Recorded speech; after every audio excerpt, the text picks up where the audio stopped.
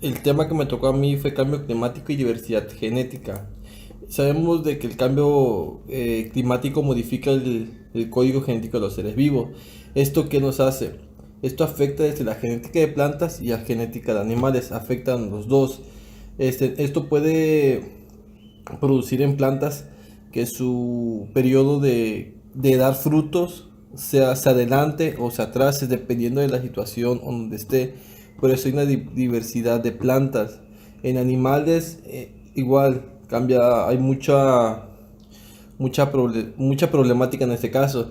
Igual hay mucha documentación acerca de las alteraciones sobre el cambio climático. En este caso sería las pescaderías impredecibles. O sea, hay veces de que el pescador va y no encuentra. O las temporadas de pesca no son las que estaban acostumbradas en épocas anteriores.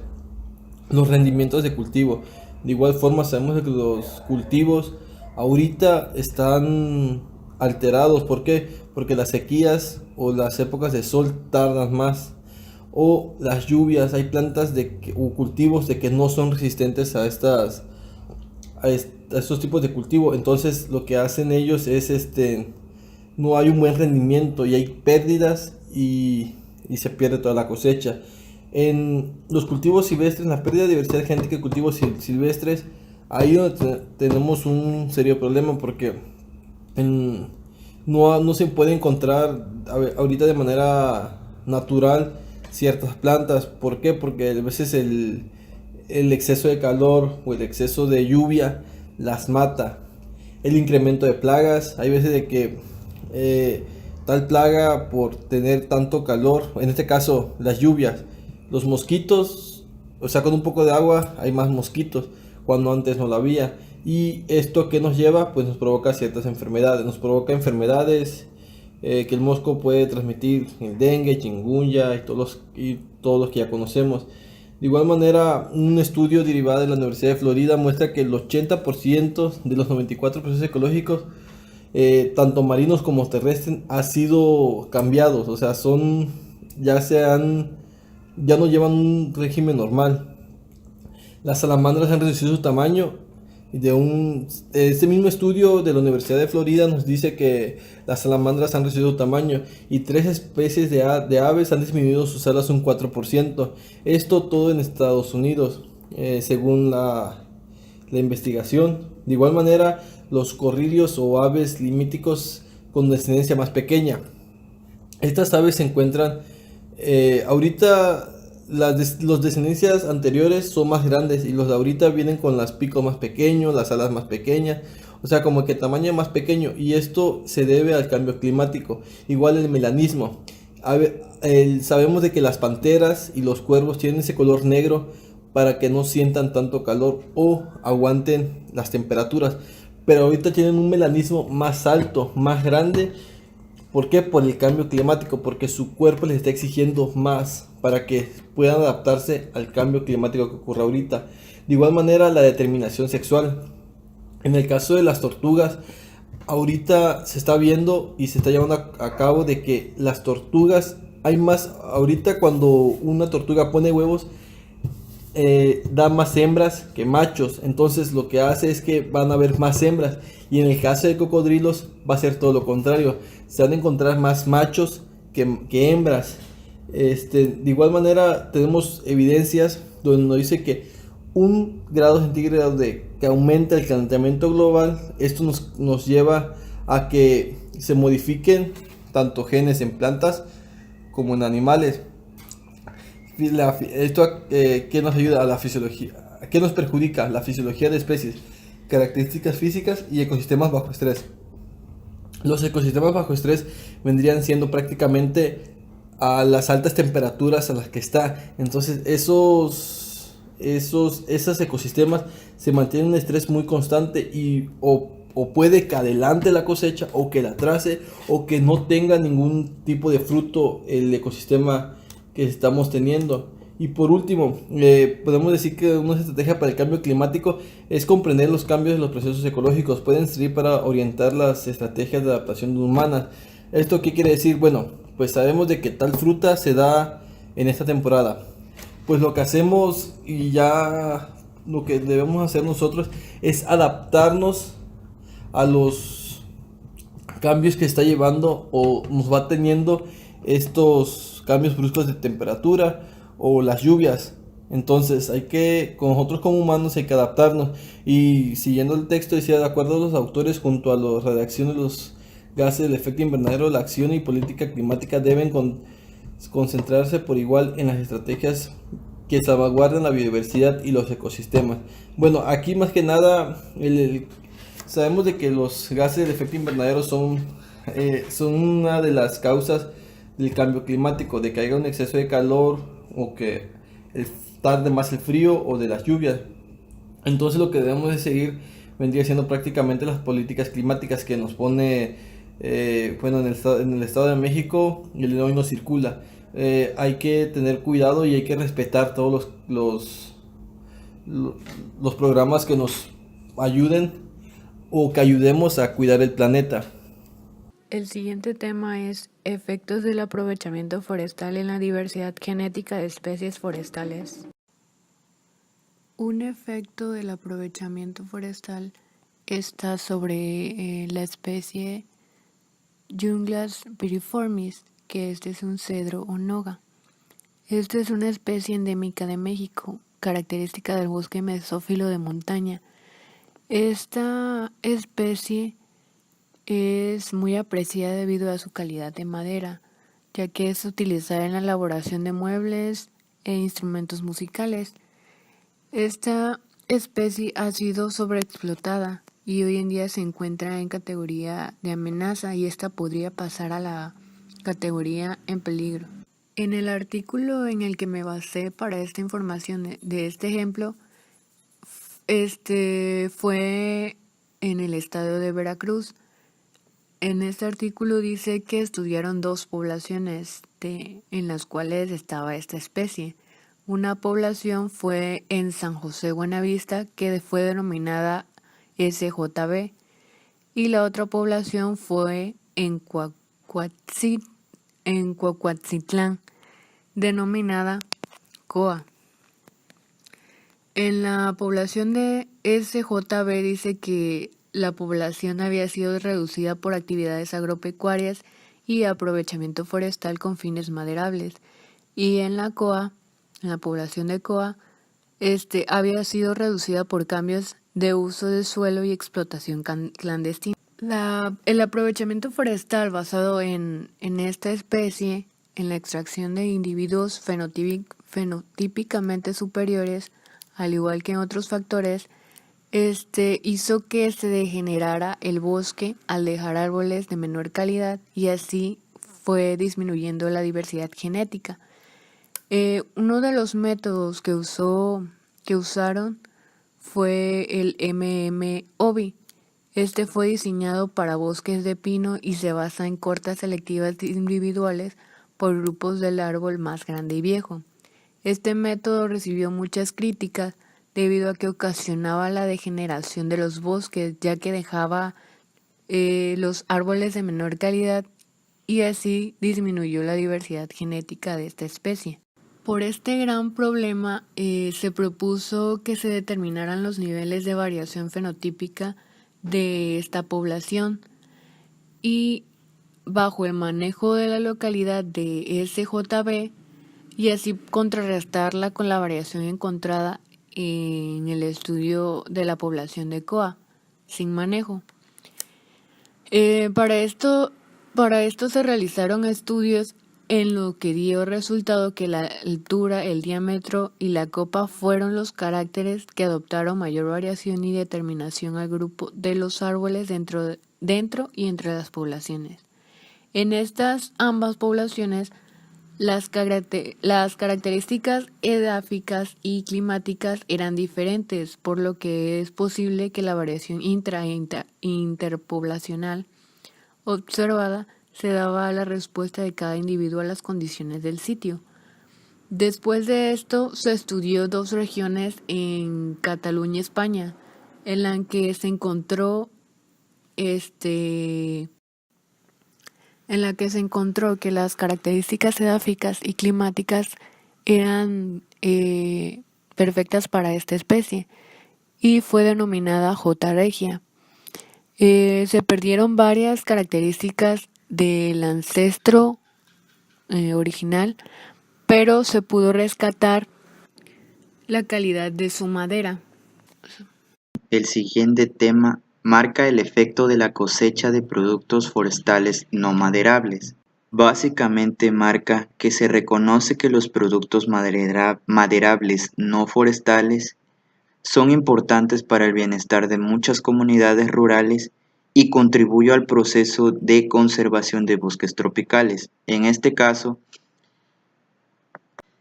las perspectivas de aprovechamiento que hoy presentan los PFNM pueden ocasionar su sobreutilización o sobreexplotación, conllevando a una declinación de las poblaciones nativas con fuertes implicaciones ecológicas y económicas. Cabe mencionar que estas PFNM contribuyen al desarrollo tanto rural como urbano de las sociedades. Por su parte, existen vacíos metodológicos de evaluación y monitoreo del impacto ocasionado por el aprovechamiento de las poblaciones naturales y esquemas de valoración de oferta de estos recursos en los diferentes ecosistemas, que permiten un manejo adecuado de ellos. Cabe mencionar que actualmente los PFNM cobran mayor importancia y relevancia debido a su alta calidad y capacidad de reforestación. Para abarcar el tema de impactos de aprovechamiento de productos forestales no maderables, voy a mencionar algunos ejemplos de lo que es la explotación de estos productos alrededor del mundo. Como se cita en la presentación, los ejemplos más relevantes en este caso es la situación que constituye el cerezo africano, la orquídea de los géneros Anglua, Cattleya y Cinocheas, y algunos ejemplos principales de Encephalopatiroides, que ha realizado extracción ilegal de tubérculos y semillas con fines comerciales. Cabe mencionar que se pueden identificar dos grandes clases de impacto ecológico originado por el aprovechamiento de un recurso biológico, en este caso los productos forestales no maderables. El primer impacto es sobre la especie, con los efectos sobre tamaño de población, distribución y composición genética de la población como resultado de aprovechamiento selectivo o de una manipulación genética deliberada. Y el siguiente impacto es sobre el ecosistema, los cuales están relacionados con la actividad del aprovechamiento y el manejo y la decisión acerca del uso del futuro de los bosques donde se efectúa el aprovechamiento. Bueno, yo les voy a hablar de qué es la fragmentación del hábitat. Pues la fragmentación del hábitat es cuando un hábitat es transformado en partes pequeñas, aislándose entre sí por un área diferente a la hábitat original. También es un proceso de cambio paisajístico con fuertes repercusiones en la viabilidad de las poblaciones, la estructura de las comunidades y el funcionamiento de los ecosistemas. Las causas de la fragmentación del hábitat, pues podemos decir que es el resultado de tres procesos, que es la pérdida progresiva de la superficie del hábitat original, la subdivisión creciente del hábitat permanente y el incremento de la relación perímetro o superficie en dicho hábitat. Pues estos procesos suelen estar relacionados entre sí, tienen que ir, en forma progresiva. Primero la pérdida, de ahí la subdivisión y al último el incremento de la relación. Un ejemplo de fragmentación del hábitat es cuando talan los árboles y ahí se pierden muchos, o sea, se pierden muchos, se hace una fragmentación, se hacen parches en ese hábitat, entonces se dividen poblaciones, y esto hace que muchos animales se tengan que pelear entre sí o se mueran por no tener el hábitat y no saber a dónde irse después. Las consecuencias, bueno, una de las principales consecuencias de la fragmentación del hábitat es que, pues, es el aislamiento de las poblaciones de la flora y la fauna, más de la flora y la fauna en las especies que tienen poca movilidad, y estas son las especies pequeñas o las que no pueden volar. También provoca un incremento de riesgos de extinción local en especies y animales, animales y vegetales, a través de 3 mecanismos, que son las reducciones directas en los tamaños de las poblaciones, que esto es provocada por la pérdida neta, o sea, total del hábitat. La otra es reducciones indirectas en dichos tamaños, debidas a la dificultad de dispersión entre subpoblaciones impuestas por el incremento del aislamiento entre fragmentos, y la disminución en la eficacia biológica de las especies de los fragmentos. Es decir, que al verse cada vez sometidas a las condiciones ambientales nocivas que impone la matriz circundante, que estos son los efectos bordes. Las consecuencias genéticas esperadas en la fragmentación, la cual crea poblaciones pequeñas, discretas y aisladas, pues están basadas en las tradicionales teorías de la biografía de islas y metapoblaciones. Y pues otro tema es la diversidad genética. Pues la diversidad genética se refiere a la variación hereditaria dentro y entre poblaciones que determina especie o grupos, y la diversidad genética que tienen las especies les permite responder o adaptarse o no a las características o cambios en su entorno.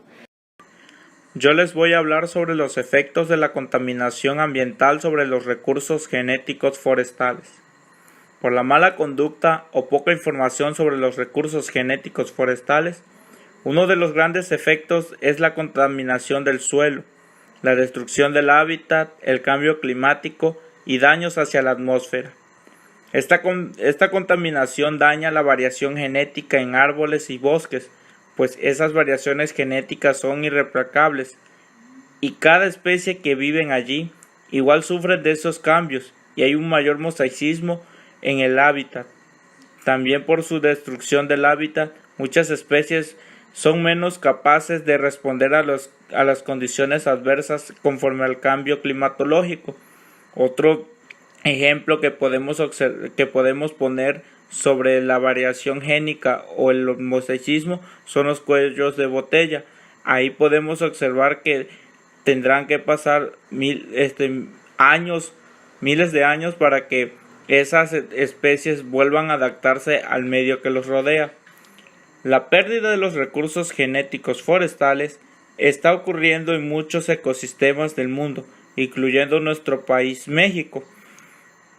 Es por ello que debemos conservar los recursos genéticos para garantizar que las generaciones actuales y futuras continúen beneficiándose de sus componentes y usos sostenibles de estas mismas.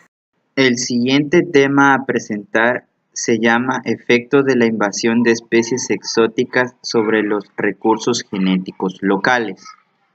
Como una introducción tenemos que el ritmo en el movimiento de organismos ha ido creciendo a lo largo de la historia, junto con la extensión del comercio y la mayor eficacia de los medios de transporte, hasta llegar a la época colonial y de las grandes exploraciones que constituyen, sin duda, un momento clave en la historia en la introducción de las especies. Analizando a las especies invasoras, estas deben atravesar dos filtros importantes, el biogeográfico y el biológico. El biogeográfico representa en sí mismo, es solventado por los medios de transporte, las introducciones voluntarias, etc., mientras que el biológico en sí mismo es determinado por sus propias características biológicas y las del ecosistema receptor. Se refiere al impacto ecológico generado por las especies invasoras. Estas pueden afectar la biología, la diversidad biológica de diferentes formas, repercutiendo a menudo sobre más de un nivel organizativo del ecosistema simultáneo, como por ejemplo tenemos el modelo depredador-presa. Los impactos generados por la presencia de especies alóctonas con un comportamiento invasor varían según la especie de la que se trate y sus interacciones con el ecosistema invadido. Tal es el caso que la importancia de estas especies como causa de la disminución y la extinción de especies nativas ha sido analizada. Los resultados indican que las especies invasoras como la principal causa de extinción de aves y la segunda causa de extinción de peces y mamíferos. En esta gráfica podemos observar cuáles son las consecuencias ecológicas sobre cada uno de los apartados en los que las especies invasoras pueden aparecer, sobre los individuos, sobre los genes, sobre las poblaciones, sobre las comunidades y sobre los ecosistemas.